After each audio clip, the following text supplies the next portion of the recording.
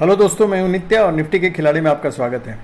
इधर बहुत सारे फ़ोन आ रहे थे मुझे कि एक्चुअली लोग जानना चाह रहे थे बहुत सारी बातें ऑप्शन बाइंग के बारे में, लेकिन बहुत मुझे आश्चर्य लगा कि सब लोग इंटरेस्टेड बहुत लोग हैं, लेकिन उसमें से मैक्सिमम सवाल सब था जो एक्चुअली वो लोग पूछना चाहते थे कि मिनिमम कितना फंड पे हम लोग स्टार्ट कर सकते हैं, कितने पैसे से हम लोग स्टार्ट कर सकते हैं। तो मुझे आश्चर्य लगा कि मतलब ये लोग ये जानना चाहते हैं मिनिमम फंड। तो मैंने कहा कि अच्छा बेसिक, और बहुत सारे लोग ये भी जानना चाहते हैं कि बेसिक रिक्वायरमेंट क्या है, मेरे पास मोबाइल है, मैं ट्रेड करना चाहता हूँ वगैरह वगैरह, इस तरह का क्वेश्चन और बात मतलब फ़ोन पे बात होती थी।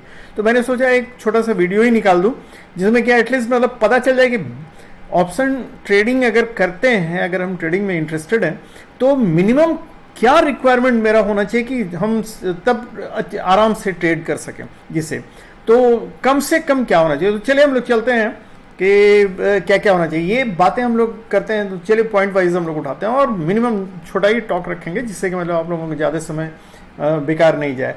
तो हम लोग सबसे पहले चलते हैं कि हम लोगों का मिनिमम रिक्वायरमेंट क्या होना चाहिए पे हम लोग बेसिक मिनिमम रिक्वायरमेंट्स क्या होना चाहिए।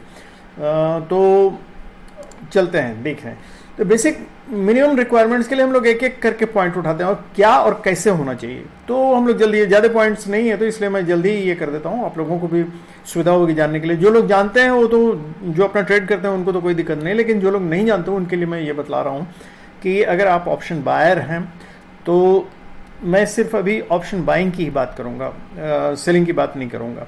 तो इसलिए, और वो भी निफ्टी में, ठीक है। तो ये पहले वही लोग मतलब जो इंटरेस्टेड है इसमें वही लोग इसको देखें, बाकी क्योंकि वो उम्मीद करेंगे कि और भी कुछ चीज़ बताएं। तो आज मार्केट के बारे में कुछ अभी बतला देंगे इस बीच में, लेकिन अभी फ़िलहाल जो रिक्वायरमेंट है वही बतला रहे हैं। तो पहला सबसे बेसिक रिक्वायरमेंट जो है आप लोगों के लिए, वो एक लैपटॉप या एक डेस्कटॉप होना बहुत ज़रूरी है।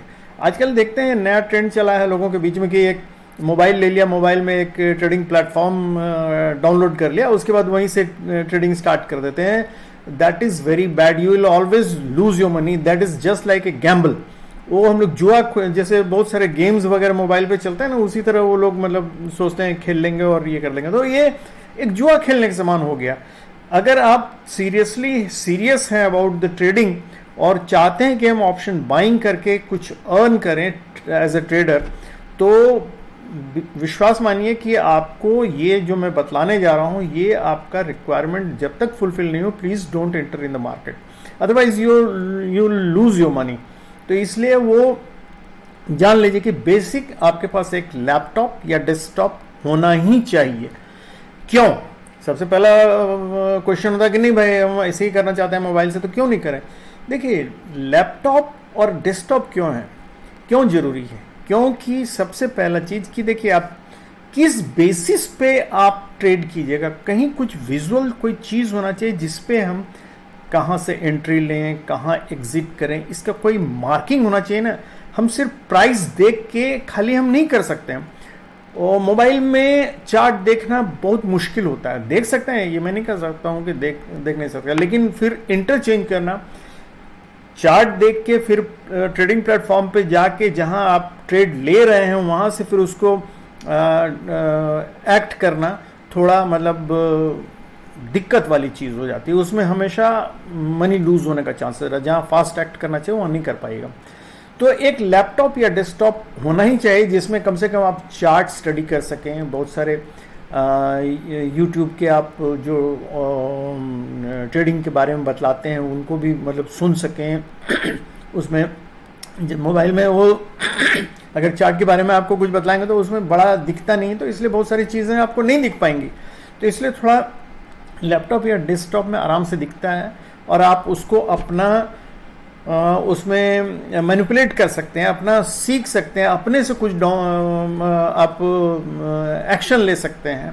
तो ये मोबाइल मतलब सिर्फ मोबाइल पे ये सब नहीं हो सकता है। तो आपको एक लैपटॉप या डेस्कटॉप होना बहुत ज़रूरी है।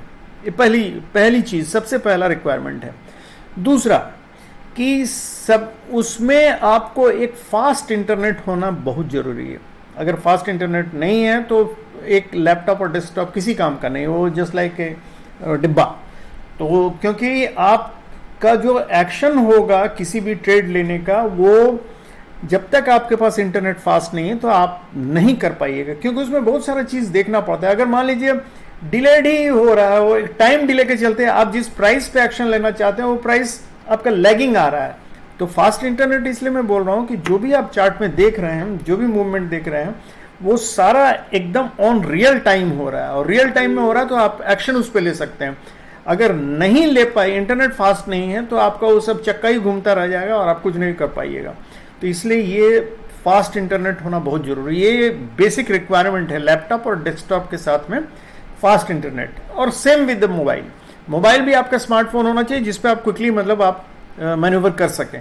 अगर नहीं कर पाएंगे तो फिर आप हमेशा मनी लूज कीजिएगा, जहां आप चाहिएगा कि मतलब एक्ट करना वहां नहीं कर पाइएगा, फास्ट एक्ट नहीं कर पाइएगा। तो इसलिए ये दो बहुत जरूरी है, एक लैपटॉप या डेस्कटॉप और एक स्मार्टफोन होना विद फास्ट इंटरनेट, ये बहुत जरूरी है। तीन चीज का कॉम्बिनेशन अगर आपके पास नहीं है तो मैं आपसे रिक्वेस्ट करूंगा कि please don't enter in the market.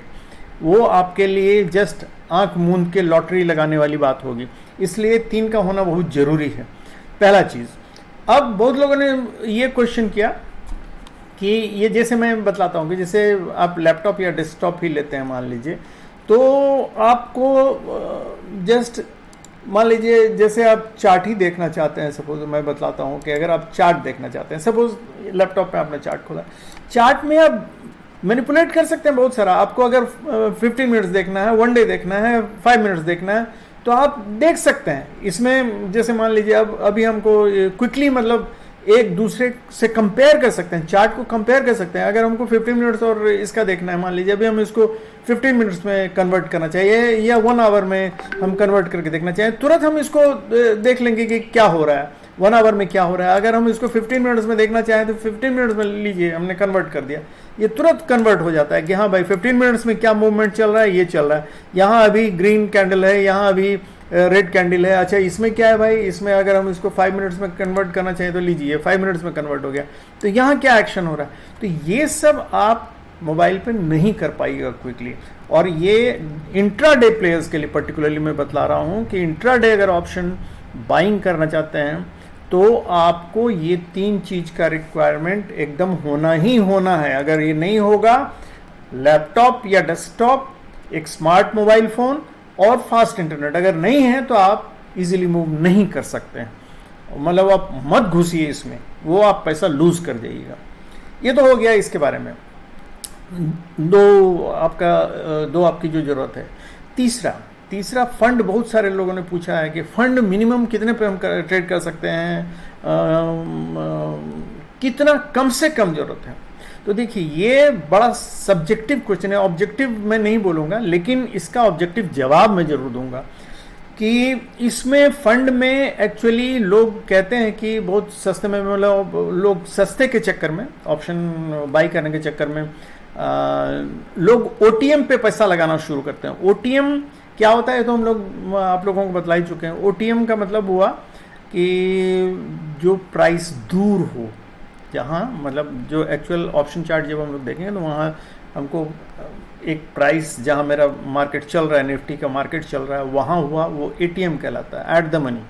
और जो पीछे से जो लेके चलता है उसको आईटीएम बोलते हैं, इन द मनी। और जो ओटीएम होता है वो आउट ऑफ द मनी होता है। तो आउट ऑफ द मनी में चूंकि बहुत कम पैसा लगता है, 15 रुपया, 20 रुपया, 30 रुपया, लोग सोचते हैं कि इसमें लग जाएगा और अगर मेरे साइड में चलने लगा तो कुछ प्रॉफिट हो जाएगा हमको। नो, ये बहुत ही गलत तरीका है। ये जस्ट लाइक लॉटरी या जुआ लगाने वाला चीज हो गया। तो वो लोग सोचते हैं कि 15 रुपया अगर लगाएंगे, तो बहुत लोग ये भी करेंगे 15 5 75, एक लॉट 50 का होता है, 15 5 750 रुपया, तो मतलब 1000 में मेरा काम हो जाएगा। नहीं, ये आप किसी काम का मतलब नहीं रहेगा। आप इसका मतलब सीरियस ट्रेडर नहीं है। आप वही लॉटरी खरीदने वाली बात होगी, 5 रुपये का लॉटरी खरीद के उम्मीद करना कि चला गया 5 रुपये, तो फिर 5 रुपये का लॉटरी खरीद लिया, टिकट खरीद लिया। नहीं, ऐसा मत कीजिए। ये इसका मतलब है आप you are not a serious trader. देखिए, पहला लोग सब अक्सर बोलते हैं कि हम ट्रेडर नहीं, इन्वेस्टमेंट हम करना चाहते हैं, इन्वेस्टमेंट करना चाहते हैं। मेरा सिर्फ यही कहना है, दुनिया में सब लोग ट्रेडर हैं, वो इन्वेस्टमेंट भले हम अपने को ये बोल दें कि इन्वेस्टमेंट का मतलब क्या होता है, आप क्या करना चाहते हैं इन्वेस्टमेंट में, पैसा लगा के पैसा कमाना ही ना चाह रहे हैं, तो ट्रेडर भी तो यही करता है कि भाई हम कम पैसा लगाएं, उसका हम प्रॉफिट उठा के फायदा उठाएं, तो इसको ट्रेडिंग कर देते हैं। हम आज किए तो ये ट्रेडिंग हो गया, और हम 5 साल में किए तो ये ट्रेडिंग नहीं हुआ। दिस इज ऑल्सो ट्रेडिंग कि भाई हम कम पैसा लगा के हम उसको जब बढ़ जाता है तो उठा लेते हैं।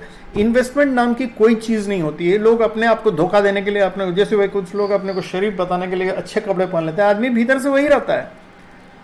तो बेसिकली ऑल आर ट्रेडर्स, चाहे जो पैसा म्यूचुअल फंड में लगाते हो, इक्विटी में लगाते हो, कहीं भी लगाते हो, ऑल आर ट्रेडर्स। वो बोलने को है कि हम इन्वेस्टमेंट कर रहे हैं, there is nothing like investment, all they are trading, वो ट्रेड ही कर रहे हैं बेसिकली। तो खैर इस पे बात अभी करने की जरूरत नहीं है।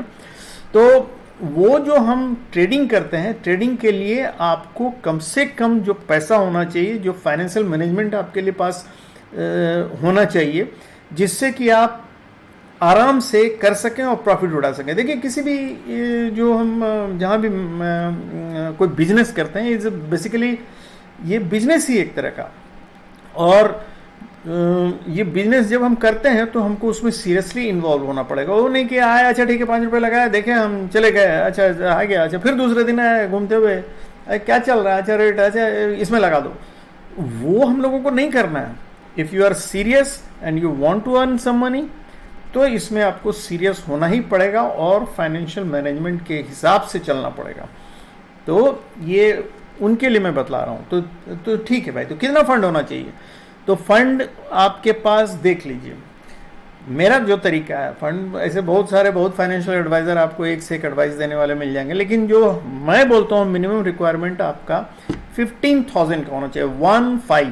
15,000 अगर आपके पास नहीं है तो please don't enter in the market.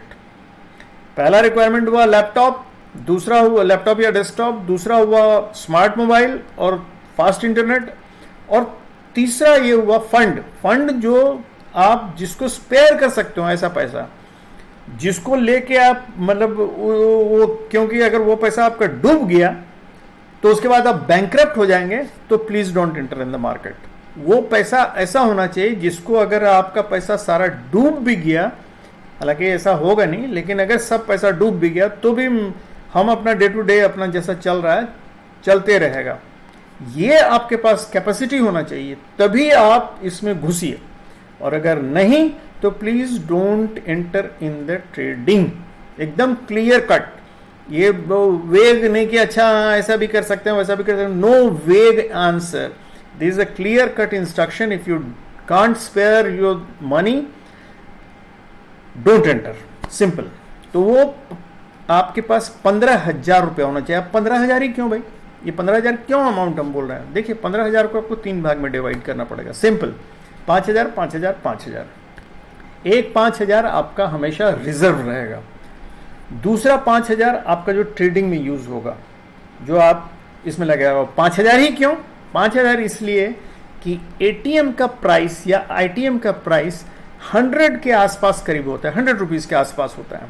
जैसे जैसे दिन आपका मतलब एक्सपायरी की तरफ जाता रहता है, तो ऑप्शन का प्राइस जो होता है, चाहे कॉल हो या पुट हो, वो आपका 100 से जैसे दिन गुजरता जाता है 100 से नीचे होता जाता है।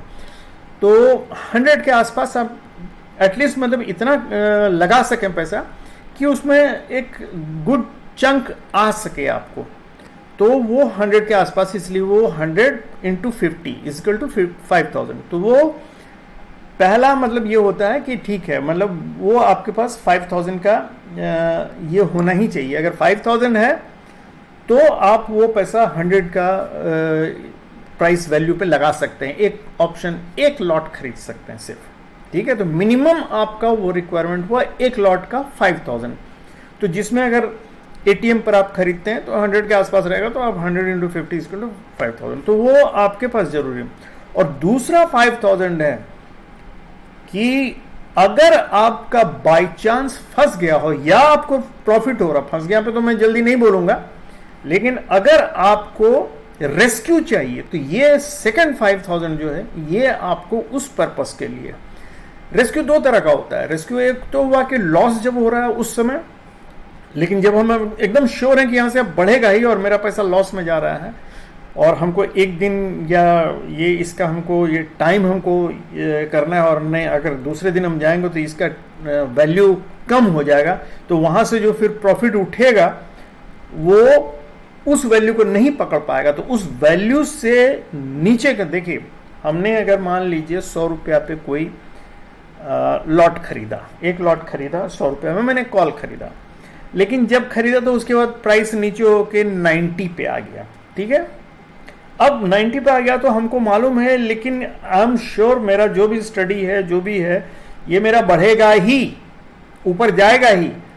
अब हम फंसे हुए हैं यहाँ कि अब 90 है और कल मतलब आज मार्केट बंद हो गया, बंद होने को आया या कहें, तो हम फंसे हुए हैं कि अब ये तो कल तो अगर खुलेगा तो कल नीचे भी जा सकता है, ऊपर भी जा सकता है।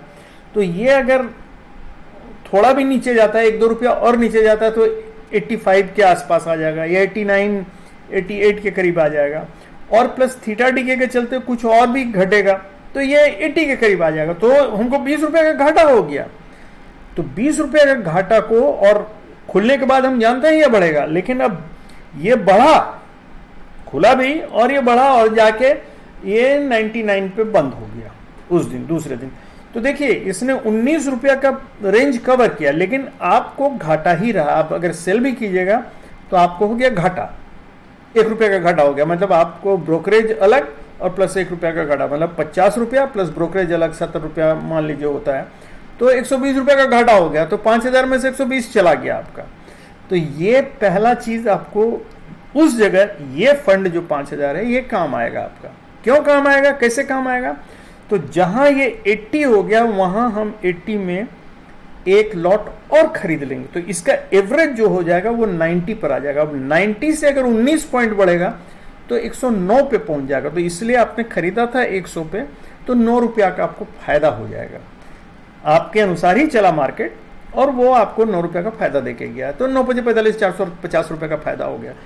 जहां आपको 150 रुपये का घाटा हो रहा था वहां 450 रुपया फायदा देके गया। तो ये चीज के लिए ये हम लोग रिजर्व रखते हैं। दूसरा, अगर मेरे अनुसार ही मार्केट चल रहा है, हमने यहाँ खरीदा 100 रुपया का और ये अभी बढ़ते जा रहा है, तो हम ये कर सकते हैं कि जहां भी नेक्स्ट पॉज लेता है मार्केट, उस जगह फिर 100 का हम खरीद के इस लॉट को दुगना कर दे सकते हैं, कि सो दैट कम ही समय में हमको दुगना प्रॉफिट हो जाए।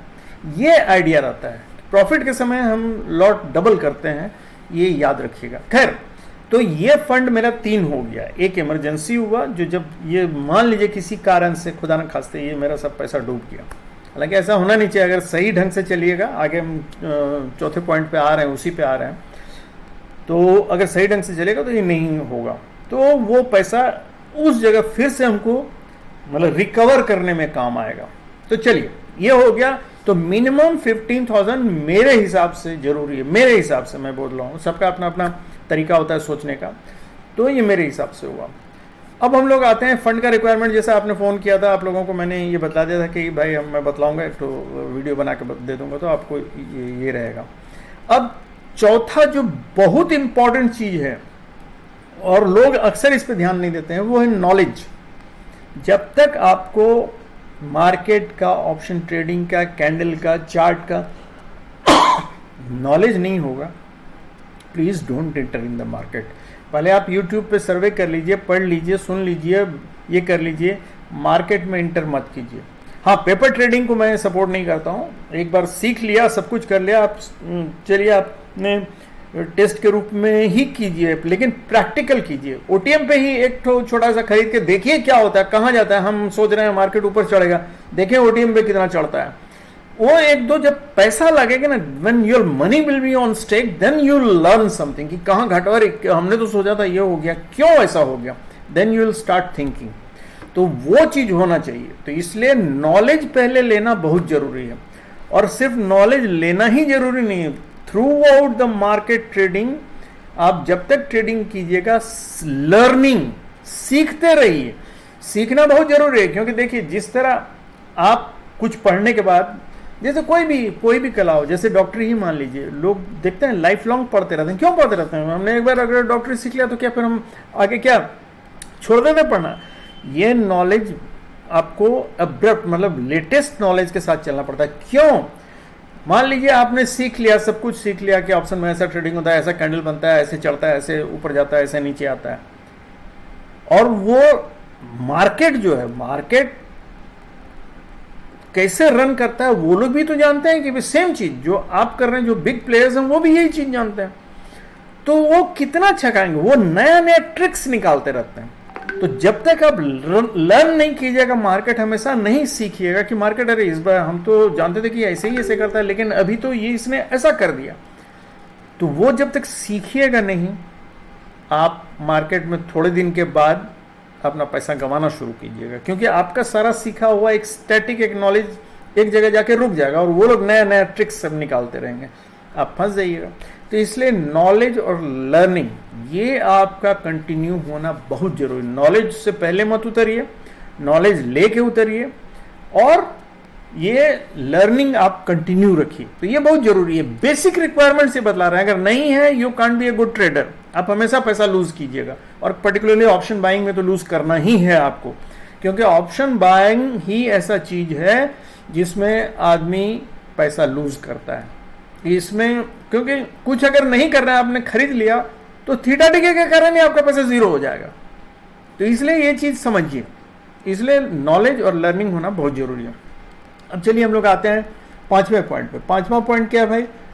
आप मतलब लोग हंसेंगे कि ये क्या पॉइंट हुआ, लेकिन ये पॉइंट ये हुआ कि देखिए ये पॉइंट है सिंपल सा, एक नोटपैड और एक पेन, ये आपके पास होना बहुत जरूरी है। क्यों? देखिए बहुत सारा चीज हम लोग सीखते हैं, हम लोग आते जाते सीखते हैं, दिमाग में रहता है, लेकिन जब हम मार्केट में जब ट्रेडिंग स्टार्ट करते हैं तो वो चीज़ याद नहीं आएगा। लेकिन अगर हम पॉइंट उसका कहीं नोट कर लिए हैं तो देखिएगा, कभी कभी लगता है कि ये हम जानते हैं क्या था, तो उस जगह ये नोट किया हुआ चीज़ आपको हमेशा फायदा कराएगा। दूसरा चीज़ कि जैसे मान लीजिए आपके पास कोई लाइन ही, जैसे मोबाइल, मान लीजिए मोबाइल से ही आप कर रहे हैं, अभी आपका ये काम नहीं, अगर एक चीज़ देखा आपने चार्ट में देखा, देखिए ये हम बेसिक रिक्वायरमेंट मिनिमम चीज बतला रहे हैं। एक्चुअली होना तो चाहिए कम से कम 3 स्क्रीन होना चाहिए देखने के लिए, कि एक में चार्ट चल रहा हो, एक में प्राइस टैग ये चल रहा हो, एक में ऑप्शन चेंज चल रहा हो, तो तब फिर आपको लगेगा कि हाँ ठीक है, मतलब हम तीनों ऑब्जर्व कर रहे हैं। लेकिन हम मिनिमम रिक्वायरमेंट की बात कर रहे हैं। तो मान लीजिए हम खाली मोबाइल पे ट्रेडिंग कर रहे हैं, तो अगर मेरे पास नहीं है चार्ट, किसी कारण से एक चीज काम नहीं कर रहा है, तो नोटपैड मेरा क्या काम करेगा? जैसे लेवल हमको पता है, तो कम से कम 4 लकीर लेवल तो खींच सकते हैं नोटपैड पे, कि ये एक लकीर है, इसका लेवल है 19,650। ये पिवट लेवल जानना है मेरे लिए जरूरी, कि पिवट कुछ नहीं, अगर आपको आता है चार्ट रूट नहीं आता तो आप खाली पिवट लेवल जान के रखिए। पिवट लेवल के अगर ऊपर रहता है तो मार्केट को समझिए कि थोड़ा बुलिश रन करेगा, पिवट नीचे के अगर नीचे रहता है तो समझिए कि बेयरिश है। ये तो, लेकिन कहाँ है पिवट लेवल, ये तो जानना जरूरत है। लेवल जान के आप 4 लेवल खींचिएगा तो ये हुआ पिवट, ये हुआ सपोर्ट, ये हुआ रेजिस्टेंस। कम से कम ये कहीं लकीर तो खींचिएगा, चार्ट में सही, कम से कम आप यहाँ नोटपैड पे देखिएगा कि हाँ ये लेवल है, ये लेवल। अभी मार्केट कहाँ है, प्राइस क्या है, प्राइस अभी चल रहा है इतना, तो आपको तुरंत पता चल जाएगा कि मार्केट कहाँ है। तो ये नोटपैड और कागज आपके फायदे के लिए, आपको रनिंग मार्केट में वो हमेशा बतलाता रहेगा कि आप कहाँ है, उसको पॉइंट कर दीजिए, इस जगह आपको अपना लेवल पता है, वो लेवल कागज पे ही आपने खींच के रखा है। इस जगह एक थोड़ा सा गैप देके लाइन खींच दिया, पिवट लेवल ये हुआ 19,500, उसके ऊपर 19,570 हुआ पहला रेजिस्टेंस, नीचे हो गया 19,450 हो गया सपोर्ट। तो अब हमको मालूम है कि प्राइस इसी रेंज में कहीं मूव कर रहा है, तो हम एक्चुअली एक विजुलाइज कर सकते हैं इस सिचुएशन को, हम सोच सकते हैं कि मतलब क्या हो रहा है एग्जैक्टली। क्योंकि हम अगर देखेंगे, हम विजुलाइज करते रहेंगे कि मैंने लाइन खींचा हुआ है, ये लाइन खींचा हुआ है, मान लीजिए 3 लाइन खींचा है मैंने, एक पिवट लेवल हुआ, एक रेजिस्टेंस हुआ, एक सपोर्ट हुआ, तो हम जो भी प्राइस मोबाइल पे मेरा आ रहा है, तो हम तो कम से कम ये विजुलाइज कर सकते हैं ना कि भाई इस जगह प्राइस है, तो इस जगह प्राइस है तो अच्छा ये ऊपर जा रहा है, नहीं नीचे जा रहा है, तो उस हिसाब से हम कॉल या पुट ले सकते हैं। तो ये नोटपैड पेन दोनों चीज के लिए, नॉलेज और लर्निंग के लिए भी है। हमेशा नोट कीजिए कि कोई नया चीज सीखा तो उसको जरूर नोट कीजिए। और दूसरा चीज, ट्रेडिंग के समय भी ये होना चाहिए। प्लस इसमें कितना लेवल पे मैंने पैसा लगाया है वो नोट कीजिए, कितने पे सेल कीजिए वो नोट कीजिए। अगर मान लीजिए 2-3 ट्रेडिंग आप लेते हैं तो इसमें फिर आपको पता, आप टोटल खाली बेनिफिट, मतलब जितना प्रॉफिट आया वही खाली आपको पता चलेगा, लेकिन कितने ट्रेड में आपने वो लिया या कितना ब्रोकरेज हमको लगा वो बाद में आपको पता चलेगा। तो इसलिए यहाँ आपको लेकिन एक हिसाब रहेगा कि मैंने 3 ट्रेड लिया है, उसमें पहले में घाटा हुआ, दूसरे में फायदा हुआ, तीसरे में भी फायदा हुआ, और इसमें ब्रोकरेज करीब करीब इतना लगेगा, तो टोटल मेरा कितना हुआ। ये हिसाब डेली का रखना बहुत ज़रूरी होता है। प्लस जब दूसरे दिन आप देखिएगा तो आपको लगेगा कि इस जगह लेवल यहाँ था और ये मैंने ट्रेड लिया था, आज के दिन ये ट्रेड लिया। ये कागज आप रखिएगा नोट पैड, और जब 10 दिन बाद या 5 दिन में आपको अपने आप पता चलता जाएगा कि आपका क्या स्टडी ग्रोथ हो रहा है या नहीं हो रहा है। अगर नहीं हो रहा है तो फिर हम जरूर सोचेंगे भाई हम तो ये कर रहे हैं लेकिन ये क्यों नहीं फायदा दे रहा है हमको, या इसमें हमको क्या चेंजेस लाना चाहिए। तो ये बहुत जरूरी होता है। तो ये मिनिमम रिक्वायरमेंट हुआ, इसलिए याद रखिए 5 पॉइंट अगर आप याद रखते हैं मिनिमम ऑप्शन बाइंग के लिए, ट्रेडिंग के लिए, तभी आप सक्सेसफुल हो पाइएगा। अगर आप नहीं रखेगा तो याद रखिए आप कभी सक्सेसफुल नहीं हो पाइएगा। तो क्योंकि हम बार बार बतलाते हैं कि अगर आप मान लीजिए चार्ट में ही चलते हैं और हम लोग ये देखते हैं कि क्या होना है नहीं होना, चार्ट कैसे फॉर्म कर रहा है, चार्ट कहाँ बदलता है नहीं बदलता है, तो ये सब कहाँ आप देखिएगा अगर आपके पास नहीं है ये सब रिक्वायरमेंट। फंड हो गया, लैपटॉप हो गया, मोबाइल हो गया, इंटरनेट हो गया, लर्निंग एंड नॉलेज जरूरी है, और एक नोट पैड एंड कागज। ये आपके ऑप्शन ट्रेडिंग का, ऑप्शन बाइंग का बेसिक रिक्वायरमेंट है। मैं सोचता हूँ दोस्तों कि ये सारी बातें जो मैंने बताई आप जरूर गांठ में बांधिएगा। ये एक जस्ट आप लोगों के लर्निंग के लिए दे रहा हूँ। जिनको है, जिनके पास है उनको तो कोई दिक्कत नहीं होगी, लेकिन जिनके पास जो सोचते हैं कि कैसे स्टार्ट करें तो उनके लिए बेसिक ये ज़रूरी था। तो इसलिए मैं सोचा कि मैं बतला दूं आप लोगों को। Thank you very much. इस पे अमल कीजिए, आप लोगों को ज़रूर फ़ायदा होगा। और आप लोग ज़रूर इस तरह फ़ोन से बात करते रहिए, कमेंट करते रहिए, तो उससे हमको पता चलता रहेगा कि आप लोगों का रिक्वायरमेंट क्या है। तो हम उस पर ज़रूर कोई ना कोई वीडियो निकालेंगे और जिससे आप लोगों को भी फ़ायदा होगा। हम भी देखेंगे कि क्या हम बतला सकते हैं आप लोगों को। तो थैंक यू वेरी मच। बने रहिए, कांटेक्ट में रहिए। Good night. So happy and safe trading.